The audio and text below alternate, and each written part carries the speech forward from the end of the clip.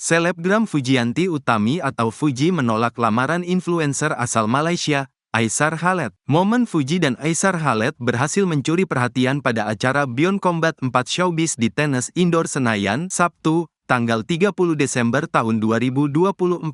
Ketika itu, Fadly Faisal bertanding melawan Aisar Khaled dan berhasil dimenangkan oleh Fadly Faisal. Menariknya, Aisar memberikan 100 juta rupiah kepada Fadly sesuai dengan yang telah dijanjikan. Merasa kalah telak, Aisar langsung memberikan uang tersebut kepada Haji Faisal yang berada di tepi ring. Ia menawarkan sejumlah uang kepada Haji Faisal untuk melamar Fuji. Namun, Haji Faisal langsung menolaknya. Terbaru, pada unggahan TikTok @m4rzzz, Fuji mengatakan belum pernah berkomunikasi dengan Aisar. Tak pernah DM, tak pernah chat, tak kenal kita, ujar Fuji. Dalam pengakuannya, Fuji senang berkenalan dengan Aisar pada momen tersebut. Tapi tadi kenalan, jadi kayak ada kupu-kupu, tandasnya.